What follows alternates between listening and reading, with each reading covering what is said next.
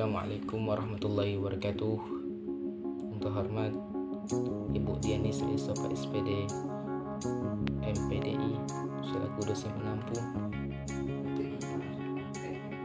Baiklah, di sini saya akan menjelaskan PPT yang berjudul Teknik Pengumpulan Data. A. Pembahasan.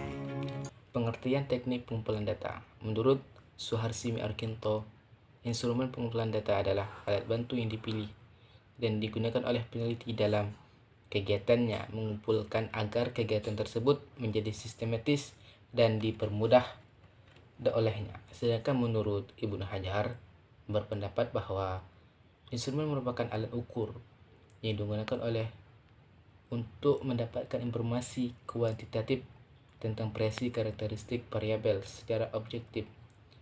Instrumen pengumpulan data menurut Sumadi Surya Barata adalah alat yang digunakan untuk merekam pada umumnya secara kuantitatif keadaan dan aktivitas atribut-atribut psikologis. Atribut-atribut psikologis itu secara teknis biasanya digolongkan menjadi atribut kognitif dan atribut non-kognitif.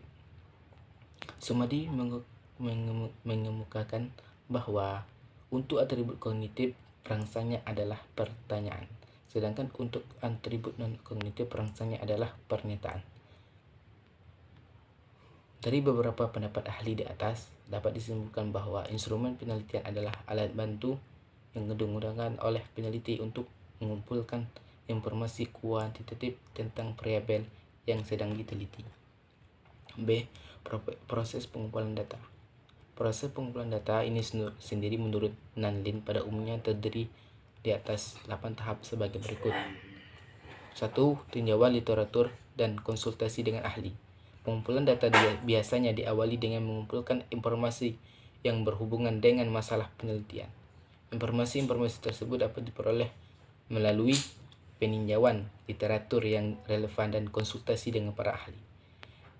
Melalui usaha-usaha ini, peneliti berusaha memahami benar isi penelitian, konsep dan variabel-variabel yang dipergunakan oleh penelitian lain dalam mempelajari hal yang serupa di masa lalu, dan hipotesis-hipotesis yang pernah diteliti pada waktu lalu. Perlu juga dipahami ciri-ciri orang yang menjadi responden kita dalam penelitian. 2. Mempelajari dan melakukan pendekatan terhadap kelompok masyarakat di mana data akan disimpulkan. Maksudnya supaya peneliti yang bersangkutan dapat diterima di dalam kelompok masyarakat itu dan memahami berbagai kebiasaan yang berlaku di dalamnya untuk perlu dikaitkan pendekatan terhadap tokoh yang bersangkutan. 3. Membina dan memanfaatkan hubungan yang baik dengan responden dan lingkungannya. Untuk maksud tersebut, peneliti perlu mempelajari kebiasaan respondennya, termasuk cara mereka berpikir, cara mereka melakukan sesuatu, bahasa yang dipergunakan, kebiasaan responden termasuk cara mereka berpikir, cara mereka melakukan sesuatu, bahasa yang dipergunakan mereka, dan sebagainya. 4. Uji coba atau field study. Pengumpulan data didahului dengan uji coba instrumen penelitian pada sekelompok masyarakat yang merupakan bagian dari populasi yang bukan sampel. Maksudnya untuk mengetahui apakah instrumen tersebut cukup handal atau tidak, komunikatif, dapat dipahami, dan sebagainya. 5. Merumuskan dan menyusun pertanyaan. Setelah hasil coba dipelajari, disusunlah instrumen penelitian dalam bentuk yang terakhir berupa pertanyaan-pertanyaan yang relevan dengan tujuan penelitian. Pertanyaan itu harus dirumuskan sedemikian rupa sehingga ia mengandung makna yang signifikan dan substansif. 6. Mencatat dan memberi kode atau recording and coding. Melalui instrumen penelitian yang telah dipersiapkan, dilakukan pencatatan terhadap data yang dibutuhkan dari setiap responden.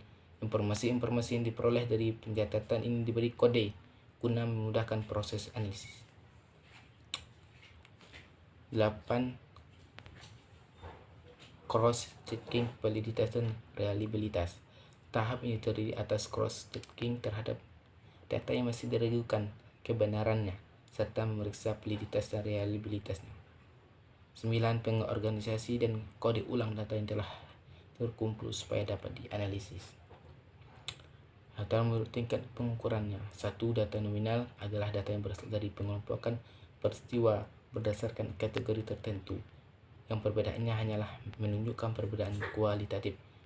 Data ordinal adalah data yang berasal dari objek atau kategori yang disusun menurut besarnya, dari tingkat terendah ke tingkat tertinggi, atau sebaliknya dengan jarak atau rentang yang tidak harus sama. 3. Data interval adalah data yang berasal dari objek atau kategori yang diurutkan berdasar suatu atribut tertentu, di mana jarak antara tiap objek atau kategori adalah sama. Pada data ini tidak terdapat angka nol mutlak. 4. Data rasio adalah data yang menghimpun semua ciri data ordinal dan data interval dan dilengkapi titik nol absolut dengan makna empiris. Angka pada data ini menunjukkan ukuran yang sebenarnya dari objek atau kategori yang diukur. Data menurut sumber pengambilan. 1. Data primer adalah data yang diperoleh atau dikumpulkan langsung di lapangan oleh orang yang melakukan penelitian atau bersangkutan yang memerlukannya.